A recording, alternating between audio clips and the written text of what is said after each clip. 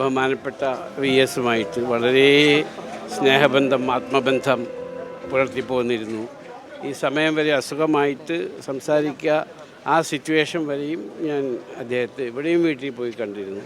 അതിനുമായി ആ സ്നേഹവും ബന്ധവും ആത്മാർത്ഥം എപ്പോഴും വെച്ച് പുലർത്തിയിരുന്ന ഒരു വ്യക്തിയാണ് ഞാൻ. അദ്ദേഹം നിഷ്കളങ്കനായ രാഷ്ട്രീയ നേതാവും, തന്നെ കർക്കശമായ കാര്യങ്ങൾ തീരുമാനിക്കാനുള്ള അദ്ദേഹത്തിൻ്റെ പാഠവും അതൊക്കെ ഞാൻ നേരിട്ട് അനുഭവിച്ചു. കൊച്ചിൻ എയർപോർട്ടിൻ്റെ ചെയർമാനായിരുന്ന സമയത്ത് ഞാൻ ബോർഡ് മെമ്പറാണ്.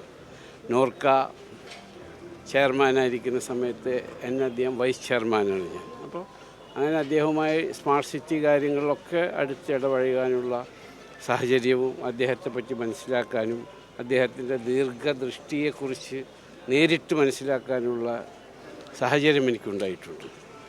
അദ്ദേഹം നഷ്ടപ്പെട്ടത് ഒരു രാഷ്ട്രീയ നേതാവിനേക്കാൾ കൂടുതലൊരു ഭരണാധികാരി ആയിരുന്നു അദ്ദേഹം.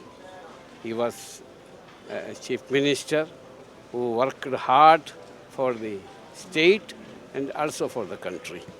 പിന്നെ അദ്ദേഹം ഗൾഫ് മലയാളികളെക്കുറിച്ച് അദ്ദേഹം ഈ നോർക്ക റൂട്ട്സിൻ്റെ ചെയർമാൻ ആയിരിക്കുന്ന കാലത്ത്, നോർക്ക റൂട്ട്സിൻ്റെ ചെയർമാനായിരിക്കുന്ന സമയത്തും പ്രവാസികളുടെ ഏത് കാര്യങ്ങൾ വന്നാലും അദ്ദേഹം ഉടനെ തീരുമാനമെടുക്കുന്നൊരു വ്യക്തിയായിരുന്നു.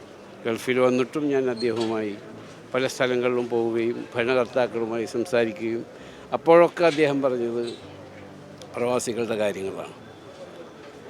അപ്പോൾ അതുകൊണ്ടാണ് പ്രത്യേകിച്ച് ഞാൻ ഇവിടെ വരാനും അദ്ദേഹത്തിൻ്റെ ഡെഡ് ബോഡി കാണാനും അദ്ദേഹത്തിന് വേണ്ടി പ്രാർത്ഥിക്കാനും ഇവിടെ എത്തിയത്.